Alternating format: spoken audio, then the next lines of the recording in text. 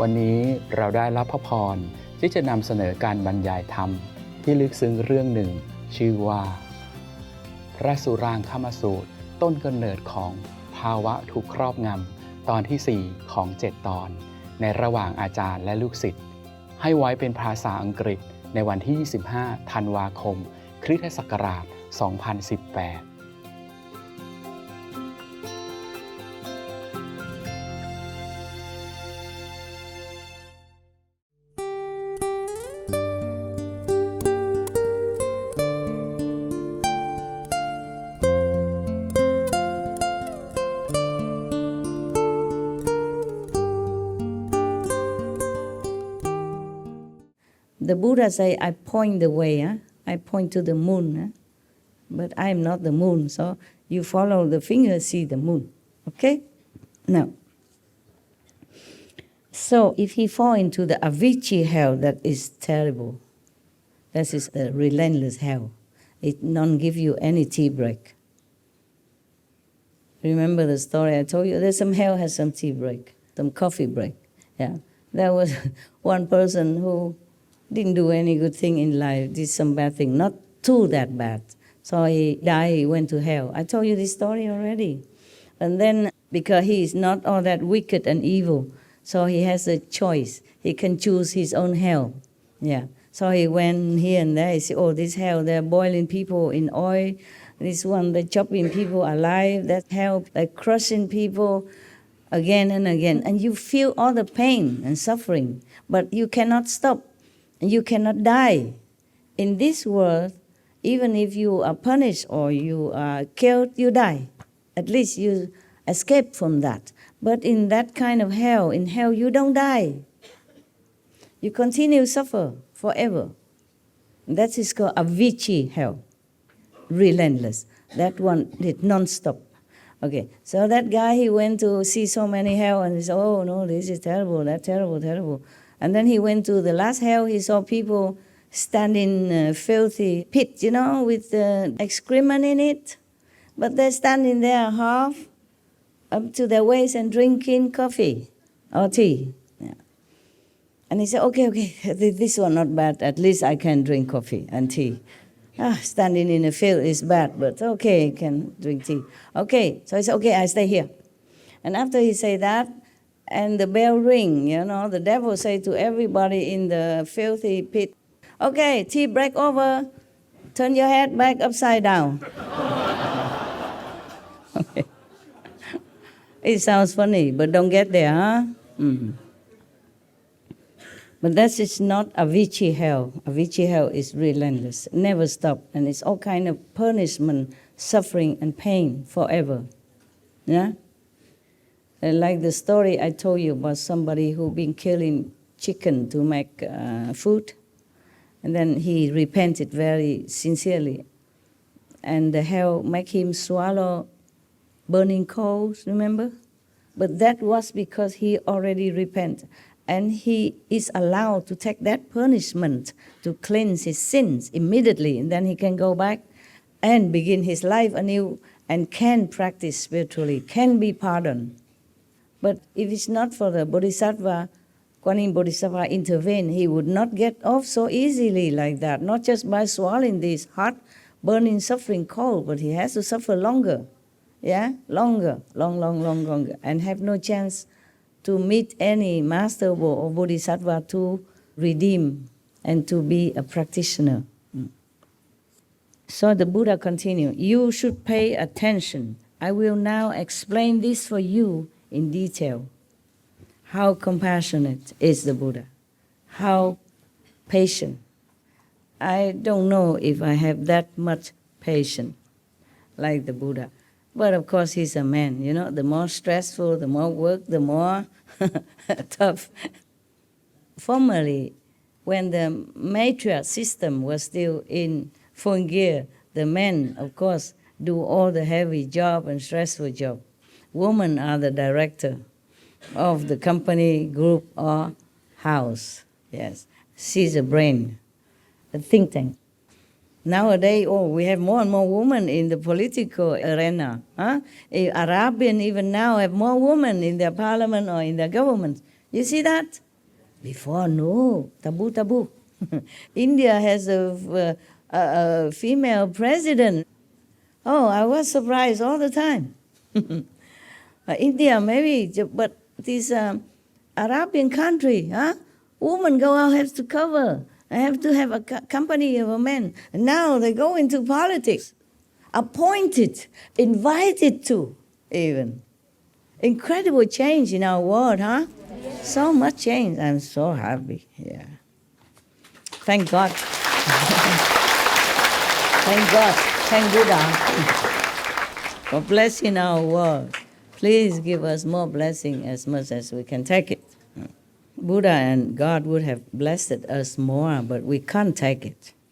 The people in this world is like infant, you know? You cannot give too much good food.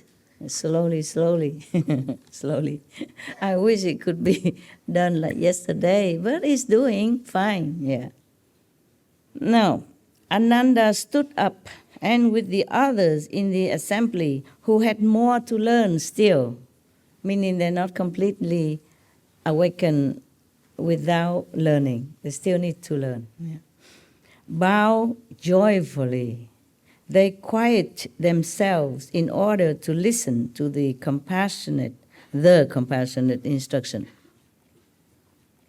The Buddha told Ananda and the whole assembly, thus, you should know that the 12 categories of beings in this world of our flaws are endowed with wonderfully bright fundamental enlightenment. What do you mean our flaws? You mean defects, yeah? Not perfect. So that means our flaws. So, translation, you know. Yes, it's difficult to translate from Sanskrit already to Chinese. And it's more difficult to translate from Chinese to Vietnamese, and Vietnamese to English, and vice versa. So sometimes some of the lecture that air on TV, I have to look if I have time. Yeah. Because the translation are not always perfect, yeah, and sometimes even opposite. So if I have time, I always look. Yeah, I normally did not look. I thought, the teaching of all the saints, it should be perfect already. I don't check. But sometimes accidentally I saw something. I said, oh no, then I have to check. You understand what I'm saying? Because the translation is not always correct. Yes. The translators, they work hard. They try as best as they can to understand, and then in order to make us understand. But if they did not understand completely, then of course, they just did what they can, their best, yeah? Maybe just like word to word. The Buddha told Ananda, you should know, okay, so all people in this world are endowed with wonderfully bright fundamental enlightenment. Just like he say, all beings have Buddha nature inside. That's the same, okay? It's a different way of saying. Or like a saint or the Jesus say, the kingdom of God is within you. Yes. Or you are children of God. But it's not awakened, sleepy children of God. Yeah. Dormant Buddha. That is the problem. That's why the Buddha, Jesus, or the saint have to come down and shake us up. Wake up, wake up. So whenever a saint come, all the prediction make it so beautiful, like, a king so-and-so will come and will make the world wonderful and bright and new age, golden age, etc. And then we expect that, okay, when the Buddha come, wave a hand and the world become nirvana or Buddha's land. It's not like that. To their disciples, the world is a Buddha land. Okay? They cannot change the whole world, at least at those times. Therefore, when we see the prediction with how come? Yeah? They say so glorious thing about golden age when Jesus had appeared, Buddha came, and all that, as if the whole world would have become paradise. It is like that for their worthy disciples, for the worthy followers. That is their world. Yeah? The Buddha created that. Jesus created that. So his disciples live in that kind of blissful energy all the time, even with him or at home, anywhere in the society. So the Buddha say here the same, like all beings here have Buddha nature anyway, have inherent enlightenment and brightness. The enlightened perfect substance of the mind, which is not different from that of the Buddhas of the 10 directions. You have all that, what the Buddha have inside. Just sleepy inside, covered. It is a pity, no? Yes. Yeah, and it takes so long to reclaim it again. Take a lot of work to reclaim it again. But at least you know what are you going to work for, huh? Just like you take a job. But you don't even know if you're going to get paid. How long can you be in here with the boss kick you out tomorrow? How much will you get paid? That is very frustrating, right? But if you get a job, you have a contract, guarantee, work forever. Every month, 10,000 US dollar, bonus, benefit, Christmas, holiday off, 1 month vacation. Then you feel, oh, I work very hard every day, but I got something. It is worth it. It's the same. The light and sound and whatever scenery in a vision for you, it's a payment. So that you know, oh, you got something. Yeah, but it's not complete yet. Understand me? You continue to work. But at least you know you get paid. But the payment is not all that you get. And it's not the only thing you get. The best is that your contentment, your happiness with your work, because it's a good job.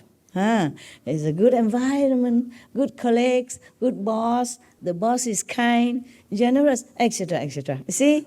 And the security of your life, of your family's survival, this is also important. The same, the light and sound are not all, okay? It's not the ultimate. It's just the reassurance, the precepts, the moral elevation, the virtuous, the loving kindness that you develop. That is even more important. The happiness inside you, that's even more important. You understand? All of that together is not just that, but of course the light and sound help you, make you happy, cleansing you, assure you that you go on the right path. Yes. Because we heard that all the saints have light. You know, God is light, God is love, yeah? God's sound is like the thunder, like the water. Yeah, if you hear that, you know, oh, okay, I'm near God, or contact with God. In the Buddhist Sutra also mentioned like that, in the Lotus Sutra, the Buddha also mentioned this kind of water, the sound of the sea, yes? Yeah. And the light. All the time Buddha mentioned everywhere about light. Yeah, that some monks see the light, some monk doesn't. Why? Yes. And some monks, his disciple can hear the sound, and some cannot. Why? But that is another chapter. But I mentioned that maybe someday, by chance, I will see those chapters again, and maybe I read the whole thing, okay? The Buddha lived until 80 years old at least, yeah? He has maybe 50 years to preach. So it's a lot of things that he said, yes. But lucky for us that he lived long. And in India, people are more benevolent. And the fact that he was a prince and he left home, many king and government also have some kind of respect toward him, because they have no fear from him that they will take over their kingdom or their position, because the prince already left his own kingdom. So all the kings and queen or whoever prince at that time feel more reassured. So they don't try so much to harm him like many other masters with different background. Don't ask me. I have no background. I have nothing. I'm born in Vietnam, so-called born in Vietnam. Have people only here from Vietnam. War, refugees, poverty. Oh, no end. I don't have any background to back me up. If I was a princess and left my kingdom, probably I have more disciples, more support. Okay? Yeah. They say the Buddha in your own home is not revered. The Buddha is not revered in your home. So it means also in your hometown or in your country, yes. But the Buddha was different. You see, he was somebody. He was somebody, yeah. I mention that because some master, in fact, many masters have died because the government or the kings at those times worried so much that they might take over their throne, yeah, make a revolt against them, because all his disciples are gaga, goo goo, hoo hoo, ha ha, hoorah, hoorah around that master. Call him Maharaji, Mahamataji, whatever, yeah, great king, great queen, call him that, kings of kings, queens of queens. All these names scare the encumber kings or queens. I thought I'm the only king. How do I call that king? Who is he? He's just a carpenter's son, for example, yeah? So what does he want from my people? That's the reason why they chase and kill him, even though they know he done nothing wrong. Even the judge who carry out his punishment, you know, his descendant also say, I wash my hands of this sin, because he did not want to kill Jesus. But everybody else vote for that. Every year or something, they release one prisoner. They release one criminal instead of Jesus, the innocent. You see that? Just because higher government or other people, they fear Jesus might take over. They keep calling him king.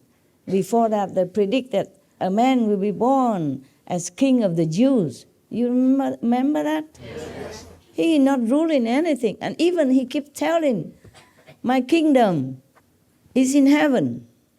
Yeah? My kingdom is not here. He even tells his disciple, teaches his disciple to be detached from whatever possession they have. Like, lay you not your treasure on earth, where moth and insect can destroy, but lay your treasure in heaven, where it is safe and secure.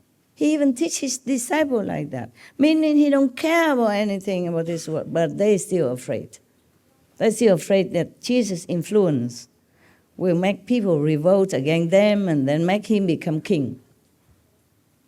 He's a king of people's heart. That is correct, but he cares nothing about kingdom. But of course, the king at that time and the government at that time, they cannot capiche that because they're not enlightened enough. For them, their throne, their position, their kingdom, their job, their possession, their tax money from people, their control over their subject are the utmost important. Therefore, they fear losing that. Yeah. So anyone else who won the heart of their so-called people, then they fear, of course, yeah? That the people might take their money and possession, give it to the master instead of paying tax, instead of making offering to the government. What if the people offer all the money to the master and then they have no more money to pay tax? Then the king cannot live in luxury. The officials cannot have the best carriers of horse in town, etc., etc. Oh, people fear of everything, because they think things belong to them. The kings, the government thinks that the people belong to them even. That is the thing. They don't think that the people belong to God, to heavens. Now you know why many masters die early or die agonizingly, die wrongly, die innocently. Just because of that. That's why Buddha lived long, longer than many of the masters. You see now? He lived until 80-something. Jesus only 3 years something, in the prime of his life. Prophet Muhammad, peace be upon him, also been harassed all his life. Other masters, the Sikh masters, also has been tortured, mentally, all their lives, physical also, and killed. For example, many other masters in the history of mankind die one way or another unnaturally. without guilt, without any crime, without any harm done to anybody. Just because those who in power don't like what they say. Yeah, sometimes, or worry that they might take over their kingdom or their possession or their position, etc. Or it's just all kind of thing like that. It's nonsense. It's really no ground because the master don't even care. But they wouldn't believe that because for them, the position is so important. The throne is so important. How can another man don't think that is important? It's no such thing. It's impossible. They could not believe that. Just like a man who's so much in love with his wife. So he's so jealous with any man who kind of even look at her or just say some compliment. He thinks, oh, yeah, what do you want from my wife? Maybe that man doesn't want anything. He's just a polite man. He's not even in love with that guy's wife. He don't even fancy her. Maybe he's already in love with someone else deeply. And then all other women are meaningless to him. You know that, man. If you're in love with one girl, other women in the whole world, you don't care, right? Mostly. Most women, you don't care.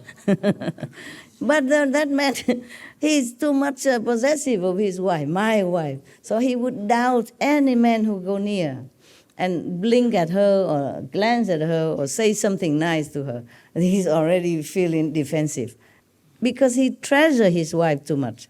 Just like the king treasures his throne, his position, his richness, his power, fearful of any other man or any human being who possess power like him that win the hearts of other beings. Yes, that the king might not even win at all. That maybe the king know, okay, the people only fear me but not love me. And then this guy, oh, he's nobody. Everybody loves him. Run after him, worship him, touch his feet, bow to him, giving him this, giving him that, do anything for him. Oh, then he wanted to be king, huh? You want to compete with me. You see what I'm saying? Jealousy is terrible.